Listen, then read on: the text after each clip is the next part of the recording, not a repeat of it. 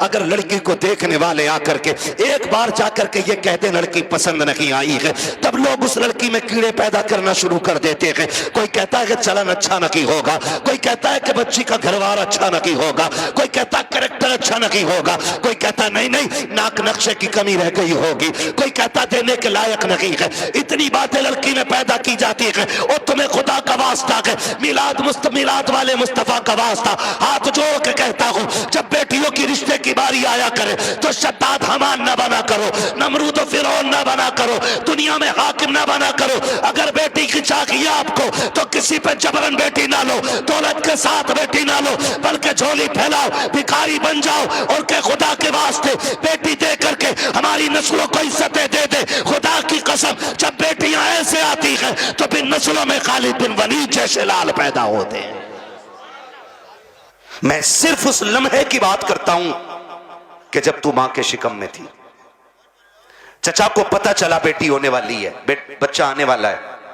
चचा ने कहा जी 1 क्विंटल लड्डू बन जाने चाहिए। बनते हैं कि नहीं? 1 क्विंटल लड्डू बन जाने चाहिए। दादा ने कहा सोम पपड़ी से नीचे मीठा नहीं बटेगा। मां हॉस्पिटल में गई, रात को 1 बजे कॉल आया, डॉक्टर ने कहा मुबारक हो तुम्हारे घर में बेटी आई है। चचा जहां था वहीं गिर गया। सुन मेरी बेटी, दादा की सांसें रुक गई और दादा बिस्तर पे लेट के कहता है मुझे वारिस चाहिए था, बेटी नहीं। चचा के पास मीठे वाले का फोन आया, मीठा नहीं लेना है, मीठा नहीं लेना है। तो उसने कहा नहीं, बेच दे अपना मीठा। का ऑर्डर तो किया था ना? कहां ऑर्डर तो किया था। का फिर लेगा क्यों नहीं? का बेटा होता तो मीठा बांटता, बेटा ही आई है इसलिए मीठा नहीं चाहिए। अब सुन बेटी, सब तुझसे मुंह मोड़ चुके हैं। तेरा आना दादा को भी अच्छा नहीं लगा, तेरा आना दादी को भी अच्छा नहीं लगा, तेरे चचा को भी अच्छा नहीं लगा, तेरी फूफियों को अच्छा नहीं लगा, तेरे फूफाओं को अच्छा नहीं लगा, सारे मुंह मोड़ के बैठे गए। लेकिन जब हॉस्पिटल के बाहर तेरा बाप खड़ा था, डॉक्टर के जरिए खबर दी गई कि बेटी आ गई है, इसमें एक लम्हा कदम नहीं रोके थे, एक लम्हे के लिए इसने नजरें नहीं बिगाड़ी थी, बल्कि रफ्तार से अंदर गया था और जिसे दुनिया ने ठुकराया था उसी बेटी को बाजू बढ़ा के इसने गोद में उठा के कहा था मालिक दुनिया जो चाहे सोचे, मैं तेरा शुक्र अदा करता हूं। बेटा नहीं आया तो क्या आया, तेरे कलम से मेरे घर में तेरी रहमतें आ गई है। जिंदाबाद जिंदाबाद, सुभान अल्लाह। ये मेरी बेटी, जब तुझे कोई नहीं अपना रहा था तब बाप ने अपनाया था, वरना फेंक देता वो भी किसी कचड़े के ढेर पे। कौन था उसे रोकने वाला? आज उसी का मुंह काला करके भाग जाती हो, आज उसी के मुंह पे कलंक पोत के कहती हो कि मैं एक होशियार बच्ची हूं, मैं समझदार बच्ची हूं। सारी दुनिया की औरतों की अक्ल एक पल्ले में, नबी की फातिमा जहरा की अक्ल दूसरे पल्ले में रखो, सुभान अल्लाह। फिर कायनात की औरतों की सारी अक्लें खातून जन्नत की अक्ल की बराबरी नहीं कर सकती हैं।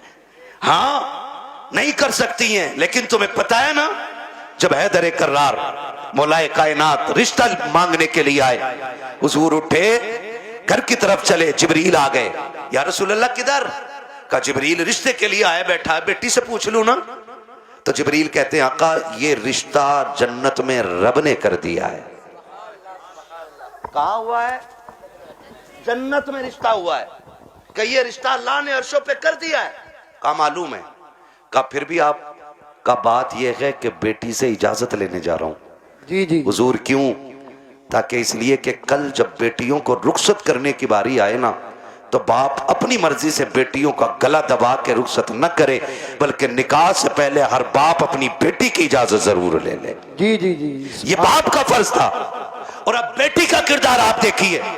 आज बेटियां कह दिया करती हैं कि जी क्या जरूरत है, हम मर्जी के मालिक हैं, हमने अच्छा लगा कर डाला। मेरा नबी खातून जन्नत के पास, अब्बा जी कैसे आना हुआ? का बेटी बाहर अली आए खड़े हैं, रिश्ते के लिए आए हैं। बेटी तेरी क्या मर्जी है? इतना सुना खातून जन्नत की आंख में आंसू आ गए। अब्बा जी ये बात आप पूछ रहे हैं? कहा हाँ बेटी। का अब्बा ये बात तो माए पूछा करती है, आप ये बात मुझसे पूछ रहे हैं। तब मेरे नबी ने कहा था फातिमा कहां से लाऊं खदीजतुल कुबरा, जो बचपन में तुझे छोड़ के गई तो तेरा हाथ मेरे हाथ में दे के कहा था, आका मैं 3 बेटियों को दे के जा रही हूँ, चौथी बेटी को आपको देना है। फातिमा मुझसे खदीजा ने कहा था, आका मेरी फातिमा को रोने न देना, बेटी मैं तुझे बचपन से पालता रहा और कभी तेरी आंख में आंसू नहीं आने दिया। खदीजा कहां से लेके आऊं, बता तो सही, जो तुझसे आके बात करे। ए फातिमा मैं खुद चला आया हूं, बेटी बता तेरी क्या राय है। तब खातून जन्नत ने कहा था, अब्बा जिसमें तेरी रजा है उसमें मेरी रजा है। आज दुनिया कहती है हुसैन ने नेज़े पे कुरान पढ़ा है, ये कमाल हुसैन का है। खुदा की कसम अगर नेज़े पे कुरान हुसैन ने पढ़ा है तो सिर्फ कमाल हुसैन का नहीं बल्कि खातून जन्नत का कमाल है। अगर माए बादशाह होती है तो बेटे नेज़ों पे चल के कुरान सुनाया करते। सुभान अल्लाह सुभान असल अल्लाह। ये चीज है। बच्चियों को बताओ तू कनीज़े फातिमा ज़हरा है, तुझे रब ने वो इज्जतें अता की हैं कि जो इज्जतें किसी कौम ने अपनी कौम की बच्ची को अदा नहीं की हैं। अल्लाह ने बड़ी इज्जतें अता फरमाई हैं। इसलिए मैं हर बेटी से कहना चाहूँगा खुदारा पर्दे का खास ख्याल रखें। बेटों से कहना चाहूँगा आप शराब के नशे से निकलो, आप मोबाइल के नशे से निकलो। आप 3 बजे तक मोबाइल चलाते हो, फिर जब सोते हो ना तब तक तुम्हारे घर की बच्चियों की नींद पूरी हो चुकी होती है, फिर तुम्हारे ही फोन से चैटिंग और चीटिंग होती है, फिर वही बहन बेटियां तुम्हारे मुंह पे कालिक पहुंच जाया करती हैं। इसलिए जागो, अपना घर भी बचाओ, अपना शहर भी बचाओ, अपना दीन भी बचाओ, अपना ईमान भी बचाओ। अब ये लाजिम हो गया, हर एक को जागना पड़ेगा। प्री प्लानिंग कह रहा, जो एक मुस्लिम लड़की से ब्याह कर ले उसे हमारी संस्था 5 लाख देगी। फिर वही बेटी रोड पे मिलती है मरी हुई है। मुरादाबाद की न्यूज नहीं चल रही है, मुरादाबाद की न्यूज, नाम नहीं लूंगा, लोगों के पित्ते कलेजे फट जाते हैं, गैरत नहीं आती है। आंख तब नहीं खुलती जब खुलनी चाहिए थी, और जब सब लुट गया तो फिर कह रहे हाय मेरी बच्ची को वो ले गई थी बुला के, वो ले गई थी बुला के। और तुम क्या मर गए थे? जब तुम्हारी बेटी सहेली के साथ निकली तो तुम्हारी आंखें फूट गई थी। क्या तुम्हें नहीं पता है कि बेटियों को निकलने में देर है, परिंदों को कपड़े नोचने में कोई देर नहीं लगती है? आंखें खोल के बैठो। और बेटियों से कहना चाहूंगा, सबसे ज्यादा भरोसा अगर करना है तो अपने बाप पे कीजिएगा, उसके अलावा किसी के बाप पे मत कीजिएगा। खुद पे डिपेंड रहिए, अपनी इज्जत की हिफाजत खुद कीजिए। और कितना भी बड़ा फ्रेंड तुम्हारा हो, तुम्हारे ऑफिस का सर हो, तुम्हारे ऑफिस का मालिक हो, बॉस हो, कितना भी बड़ा लालच दे, ठुकरा दो। इसलिए कि दौलत गई तो फिर मिल जाएगी, इज्जत गई तो दोबारा मिलने वाली नहीं है। रो नहीं रही हैं बच्चियां कि हम लौट के आना चाहते हैं, उसने ले गया था, उसने छोड़ दिया, और ये हुआ, मैंने उसके लिए धर्म बदला, मैंने सब बदला। अगर अब भी नहीं जागे तो फिर इस कौम को तबाही से कोई नहीं बचा सकता है, कोई नहीं बचा सकता है। याद रखिए, आसमानों से मदद 313 के लिए आती है, भगोड़ों के लिए कोई मदद नहीं आने वाली है। हिसाब देना पड़ेगा कयामत में इसका कि तेरे दरवाजे पे दौलत रख के घुन गई और गरीब की बेटी मजहब छोड़ के चली गई, तूने दीन के लिए क्या किया था? ऐसे लोगों की दौलत को अल्लाह सांप बना के गले में डालेगा और तब कोई पीर बचाने नहीं आएगा। लिखो मेरी बात, तेरे किए का तुझी को भरना है। रस्में बना लिए, अब्बा दफन हो रहा, बेटा कब्र पे खड़े हो कह रहा मेरे अब्बा की गलती हो तो माफ कर देना। क्यों? तू कौन होता माफी मांगने वाला? गलती बाप ने की थी, माफी बाप को मांगनी चाहिए। अल्लाह कहता मुंह बंद कर, किताब बंद हो गई उसकी गलतियों का हिसाब उसे देना, अब तुझे नहीं। आने दे, इस दिन का मेरा ऐलान था, कब्र में लिटा के इतना तोड़ूंगा कोई बचाने वाला नहीं मिलेगा। आज आ गया है वो दिन। मेरे बाप की गलती माफ कर देना, थप्पड़ तेरे बाप ने मारा था, गरीब के तूने नहीं मारा था। कमजोर को जलील तेरे बाप ने किया था, तूने नहीं किया था। माफी तेरे बाप को मांगनी चाहिए थी। रस्में बना लिए, खाली रस्में। यही मर्दों के हाल है, और औरतें भी कम थोड़ी है। मर जा तो उसके कपड़े नोच लेती है, हाय जी माफ कर जाओ, हाय जी माफ कर जाओ, अब कुछ नहीं होने वाला। जीते जी एक दूसरे से माफियां मांग लो, जीते जी एक दूसरे से अपनी गलतियों का निपटारा कर लो, वरना कोई बचाने वाला नसीब नहीं होगा, कोई बचाने वाला नहीं मिलेगा। इसलिए कि हुकूकुल इबाद का मामला बड़ा सख्त है, बड़ा सख्त है। अपनी सी कोशिश तो करो यार। आका फरमाते तू अपनी सी कोशिश कर, फिर जहां नहीं बनेगी वहां बात बनाने के लिए मैं आ जाऊंगा। आला हज़रत फरमाते वुसअतें दी हैं खुदा ने दामन महबूब को, जुर्म खुलते जाएंगे आका। आका मैं फ्री में जन्नत नहीं बांट सकता, माफ कीजिएगा।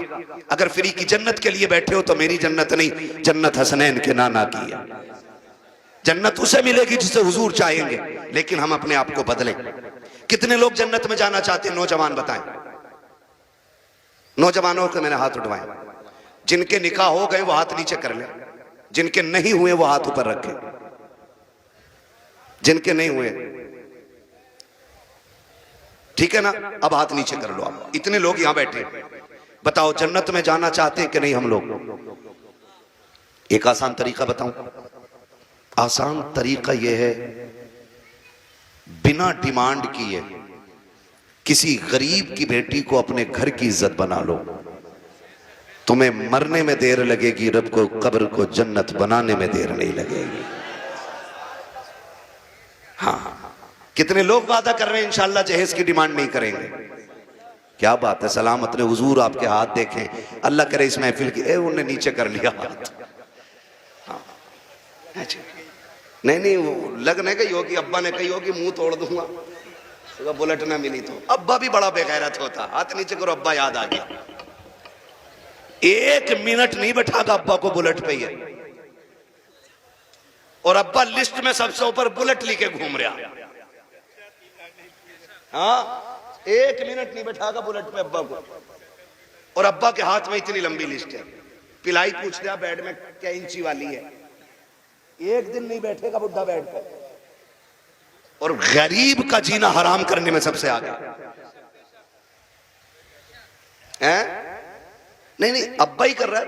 तो कितने लोग जन्नत में जाना चाहते हैं? नौजवान जरा बताएं। मैं आसान तरीका बता रहा हूं। सारे जाना चाहते हैं ना? हाथ नीचे कर लो, खुदा सलामत रखे। पूर ससुर के देने से नहीं पड़ती है, किसके देने से पड़ती है? बहुत कमजोर लोग हो यार। हमारा रब कौन है इतना पता है ना? तो फिर बोलो किसके देने से पूर पड़ती है? तो ससुर से मांगना चाहिए कि अल्लाह से? बोलो किससे? तो इसे कुत्ता ना कहूं जो ससुर के आगे यूं कह रहे हैं 10 लाख चाहिए। कोई दिक्कत ना ना, कुत्ता वो खाता जो फेंका जाता है, और ये कुत्ते से बदतर है जो छीन के ला रहा है।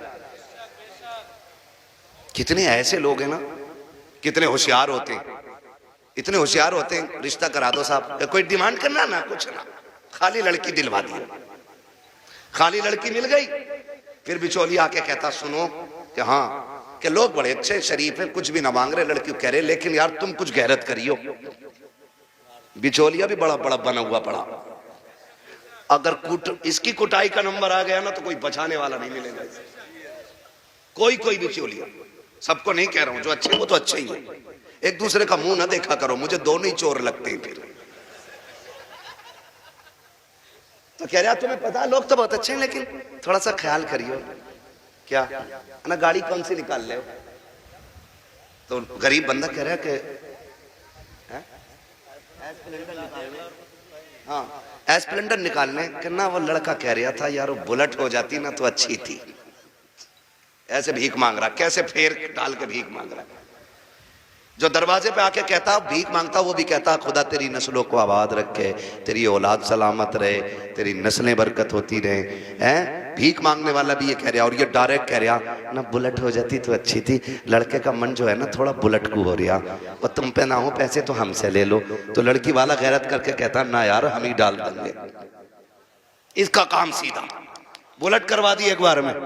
जब शादी के 4 दिन रह गए तो कह रहा खाने में क्या दे रहे हो? सुना खाली कोरमा कर रहे हो, क्यों कबाब खागा? बेगैरत कहीं का। कह रहा कोरमा कर रहे हो खाली, क्यों? उसकी कलेजी भुनवा ले लड़की के बाप की। बेटे पैर थोड़ा जलसा है। कह रहा खाली कोरमा कर रहे हो क्या? हाँ कहना वो ये कह रहे थे ना बिरयानी भी हो जाती और थोड़ा हलीम और बढ़ा दियो। अब तो ये चल ही रहा, फेफड़े निकाल दिए बेटी वालों के, ऐसी कंडीशन कर देते। अभी कुछ दिन पहले की बात थी, एक न्यूज शाये की गई, एक बाप ने बेटी की शादी से 4 दिन पहले फांसी लगा ली। क्यों फांसी लगाई? तारीख का ये बाप इस दौर के कलंक बन करके माथे पे चमकता रखेगा, सिर्फ इसलिए कि जब बेटी के निकाह के 3 दिन बाकी रह गए थे तब ससुराल वालों ने लिस्ट बनाकर जहेज की भेजी। उसमें महंगे महंगे सामान भी थे। गरीब बाप जब शाम को घर पे आया, खाने के लिए बैठा तो लुक़्मे हलक से नहीं उतरे। बेटी बेटी होती है समझ गई। अब्बा बात क्या है, क्यों नहीं खा रहे हो? कहा बेटी कुछ नहीं है। अल्लाह अकबर बेटी कहती है अब्बा मेरी वजह तो नहीं है? कहा नहीं बेटी तेरी कोई वजह नहीं है। तारीख गवाह है कि वो बाप जो दिन भर ठेला लगाता था, जिसको बाप की बेटे की रुखसती करनी थी, उस बाप ने रात के सन्नाटे में फांसी लगा करके अपनी मौत को गले लगाया। अगले दिन लाश जब उतारी गई, जेब के अंदर से कागज मिला, उसमें लिखा हुआ था मेरे रिश्तेदारों, मैं इस लायक नहीं हूं कि तुम्हारी खुशी पूरी कर सकूं और बेटी को नाकामी का चेहरा नहीं दिखा सकता था, इसलिए मैं दुनिया छोड़ के जा रहा हूं। अगर मेरी लाश तुम्हारे काम आ जाए तो इससे फायदा उठा लेना। तुम्हें खुदा का वास्ता इन हालात में बेटी वालों को मत लाओ। कैसे मौतें हो, अगर ऐसे मौतें होंगी तो ना कोई यहां बचाने वाला मिलेगा ना वहां बचाने वाला मिलेगा। आसान करो शादियों को, करेंगे इंशाअल्लाह, आसान करेंगे। कितने लोग जहेज नहीं मांगेंगे वो हाथ उठा के बता दें। वो बुढ़े भी हाथ उठाते जिन्हें बेटों के लिए नहीं लेना। हाथ देखो कौन नहीं उठा रहा है। नहीं सारे उठाएं एक साथ। जवान भी जिन्हें, सुनो पहले समझ लो सही से। हाँ, वो जवान हाथ उठा के वादा करें जिनकी शादी नहीं हुई है कि हम जहेज मांगेंगे नहीं। और वो बूढ़े जिनकी औलाद है वो ये वादा करें हम अपनी औलाद के लिए सवाल नहीं करेंगे किसी से। कर सकते हैं वादा? कितने लोग कर रहे हैं? जरा हाथ उठा दें। अल्लाह का शुक्र है, बस हाथ नीचे रख लो, इतनी हुजूर के गुलाम काफी थे। बाकी को तो देख लेना मैदान महशर में, सब पता चल जाएगा। बस इतने लोगों ने हाथ उठाया। अल्लाह करे इतने लोग ये डिमांड बंद कर देंगे ना, तो अगर ये 200 लोगों के हाथ उठे ना तो इंशाल्लाह 200 बेटियों का जीना आसान हो जाएगा। और मेरा नबी आया ही बेटियों की जिंदगी आसान करने के लिए है। इसलिए 12वीं की इस महफिल में मैं बेटियों की इज्जत के हवाले से कहना चाहता हूं, खुदारा इतना आसान कर दो निकाह कि बेटियां सुबह फजर में उठ के कहा करें शुक्र मालिक तूने हुजूर की उम्मत में पैदा कर दिया है। हाँ जी, अल्लाह सलामत रखे, क्योंकि हुजूर आए बेटियों को जीने का सलीका मिला है। और बेटियों से भी एक बात कह जाऊं आखिर में, कह दूं बेटियों से भी एक बात, आखिरी बात है, बेटियों से भी कह दे रहा हूं। बेटियों से गुजारिश है कभी भी अपने बाप के सामने खड़ी ना होना। खड़े होने का मतलब यह है कभी बाप के मुकाबले में ना आना। कभी ऐसा नहीं होना चाहिए कि बाप के जायज फैसले पे तुम इनकार करो। कभी ये मत कहना।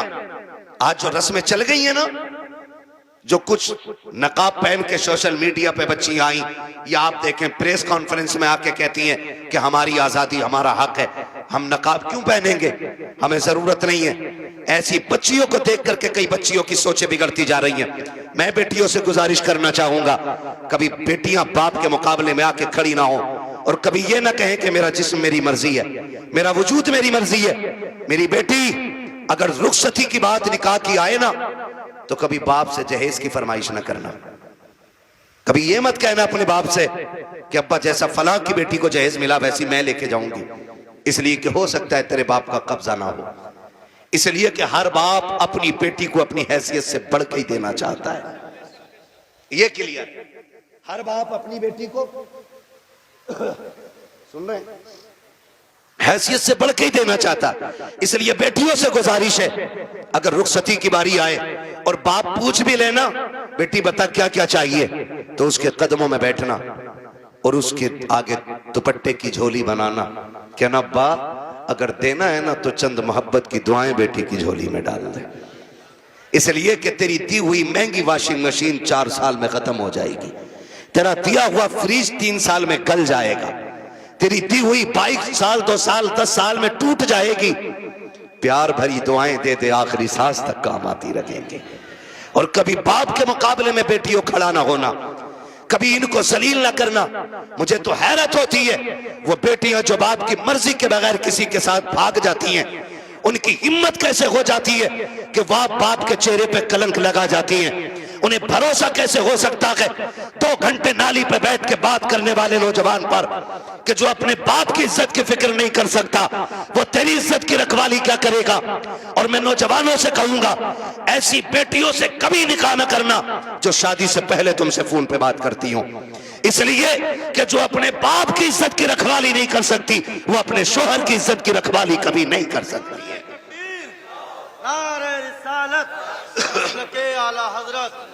बहुत बढ़िया। आपसे कहना चाहता हूं, मत कीजिए ऐसी बच्चियों से शादियां जो शादी से पहले आपके साथ फोन पे बात कर रही हैं, इसलिए कि जितना बाप ने एहसान तुम पे किया है ना बेटियों, तुम्हारा शोहर नहीं कर सकता है, नहीं कर सकता है।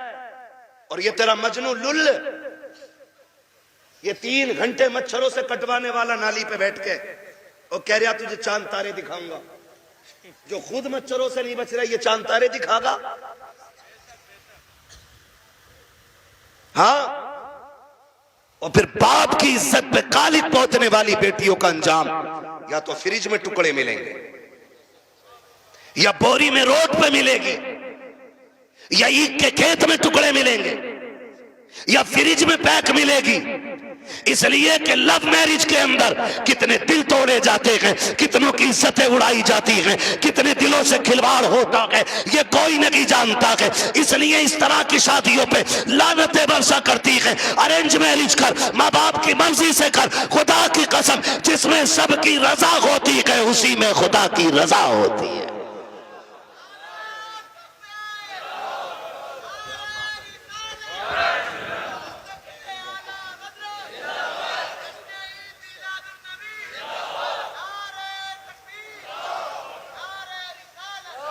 आखिरी गुजारिश बेटियों से है, बाप के चेहरे पे कालिक ना पोतना। और मैं तुम्हें कितने बेटियां आज भी दिखा दूं कि जिनको चांद के पार ले जाने वाली बातें लोग करते थे और 6 महीने बाद तलाक दे के धक्के दिए, सारी सोसाइटी ने मुंह मोड़ लिया। यही बाप जिसका मुंह काला करके बेटी गई है, इसी ने उन बेटियों के लिए दरवाजा खोला है। वही बाप फिर इस बेटी को रखता है जिसकी इज्जत के साथ खेला बेटियों ने। मैं तो खुल के कहता हूं बेटियों से, खुदा की कसम खा के कहता हूं, पूरी दुनिया के आशिक एक पल्ले में रखो और सिर्फ बाप का रिश्ता बेटी से दूसरे पल्ले में रखो। पूरी दुनिया के आशिकों का इश्क कम पड़ जाता है और बाप की एक दिन की महत्व भरी निगाह जो बेटी के चेहरे पे पड़ती है, वो पूरी दुनिया के इश्क पे भारी पड़ जाती है। सच कह रहा हूं, ये याद रखिएगा, जो इज्जत बेटी को एक बाप दे सकता है वो कोई रिश्तेदार नहीं दे सकता है। और ये मेरे नबी ने करके दिखाया है। आज कहना आसान है, मेरी बेटी मेरे जिगर का टुकड़ा है। हुजूर ने तब कहा था मेरी बेटी मेरे जिगर का टुकड़ा है, जब बेटी को कत्ल करने पे फख्र होता था। हाँ, क्या दोगी बेटी हो, क्या कर सकती हो बाप के लिए, इसका एहसान जानती हो तो तुम्हें बताऊं। अगर ना पता हो ये बात जहन नशीन कर लेना।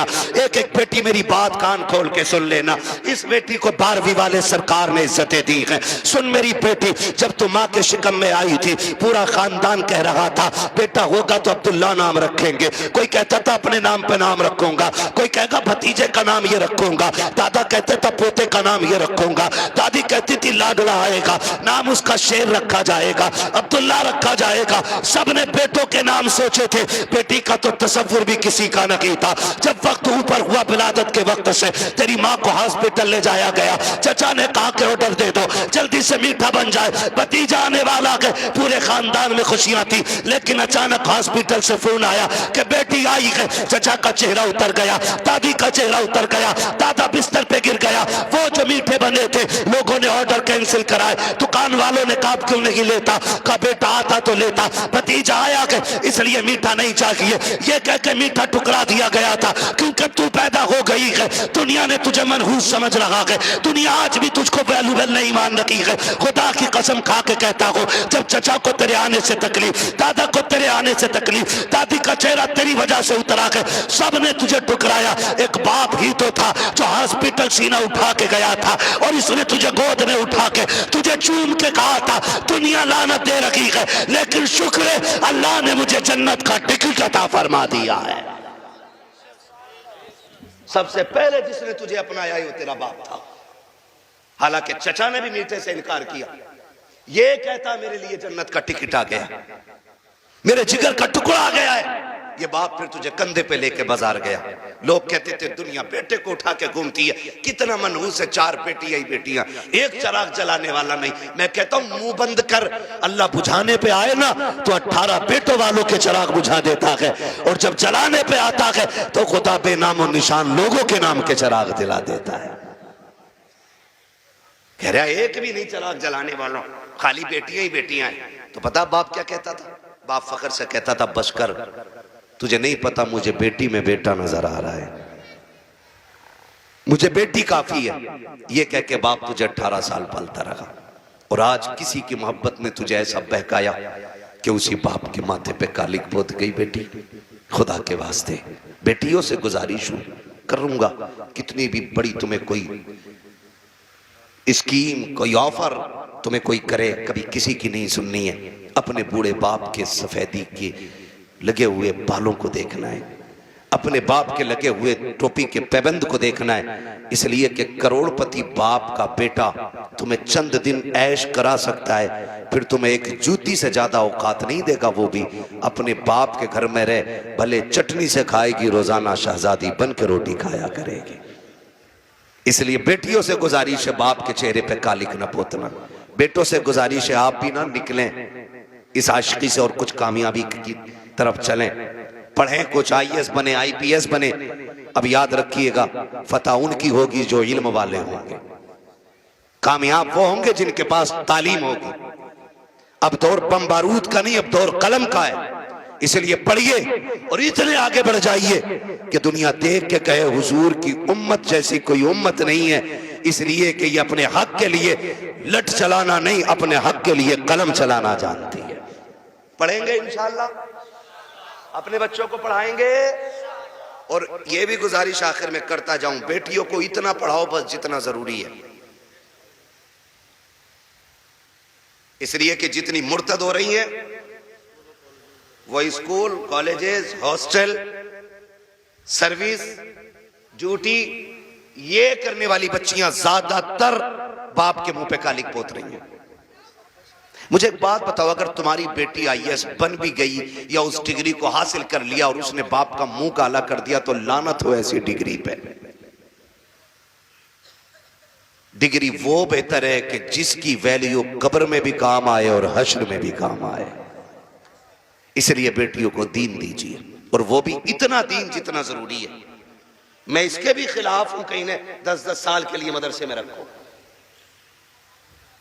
इतना जितना जरूरी है बस बच्चियों को दीन दें, बच्चियों को दीन दें।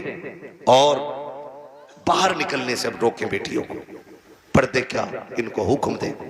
बेटियां बोझ नहीं होती, रवैये बोझ पैदा कर देते। नहीं भाई इतना नहीं बोल पाएंगे, 1 घंटे से ऊपर बात हो गई है। मैं अब दीवाने, तुम मुझे मेरी बात सुनो।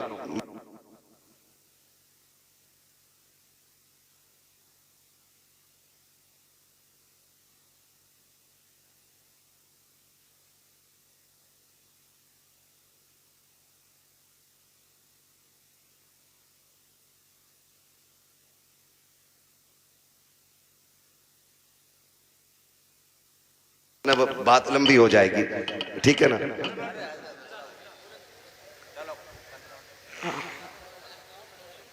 आओ यहां आओ, मैं माइक आपको दे रहा हूं, आप बोलो। हाँ हाँ अच्छा,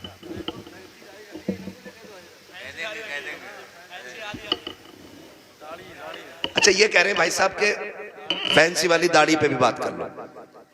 मेरे भाई इतनी कमियां हैं कि एक दिन में सारी बातों पे बात तो नहीं हो पाएगी, ठीक है ना भाई? मेरी गुजारिश है दाढ़ियां पूरी रखो और पैंटे ना पहना करो, कुर्ता पजामा पहना करो, हुजूर का दिया हुआ लिबास पहना करो, दाढ़ियां पूरी रखो और कटना निकालो, ठीक है ना? इस चीज से बचिएगा। हुजूर की सुन्नत है और ये वो सुन्नत है जो वाजिब के हुक्म में, ठीक है ना भाई? सुन रहे हैं मेरी बात?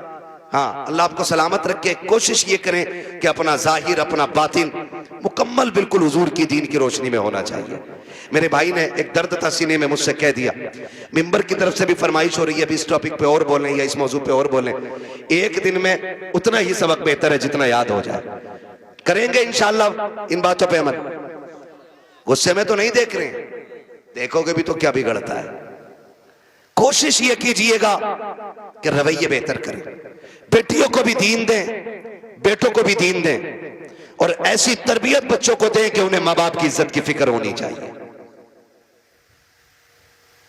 इतनी सारी बातें मैंने आपसे कही, मैं चाहता तो सिर्फ वाकयात में वक्त गुजार के अपनी बात खत्म कर लेता, लेकिन मैं चाहता था कुछ जरूरी बातें जो ज्यादा जरूरी हैं आपसे कह जाऊं। इतनी बात हो गई, और खुदारा आपसे भी गुजारिश है, नौजवानों, बहन, बेटियां, अल्लाह करे हर घर में कोई ना कोई बेटी मुस्कुरा रही हो। ये एक दुआ है मेरी, अल्लाह करे हर बेटी, हर घर के अंदर कोई ना कोई बेटी हो। आपके घर के अंदर जो बहू है ना, वो किसी ना किसी की बेटी है। आप उसको नौकरानी ना समझिएगा।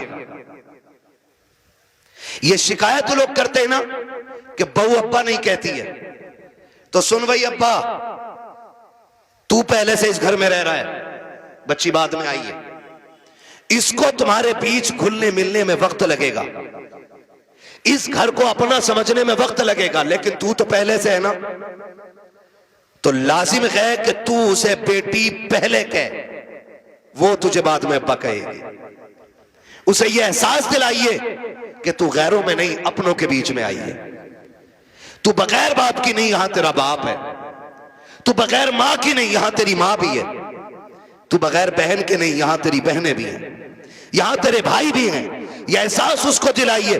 अभी शेर पढ़ा था हसन रजा बरेलवी साहब ने, उन्होंने हजरत उमर के हवाले से कहा था, बच्ची ने जो कहा था ना, अम्मी खुदा देख रहा है, खुदा देख रहा है। हजरत उमर जब उसको अपने बेटे की दुल्हन बना करके लेकर आए, घर में बैठा के कहा था, बेटी बता मैं तेरा क्या लगता हूं? तो बच्ची ने कहा था, आप मेरे चचा लगते। आपने कहा बस चचा? कहा हाँ आप मेरे चचा लगते। तो कहा बेटी बाप नहीं कहोगी?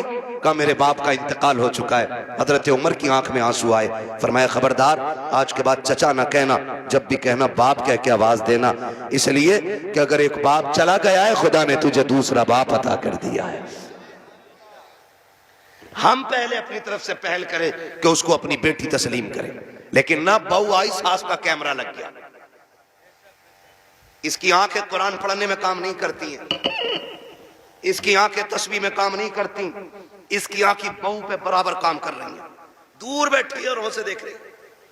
तुझा शाम कोई लल्ला कि तेरी बहू बहुत लफूदड़ी है।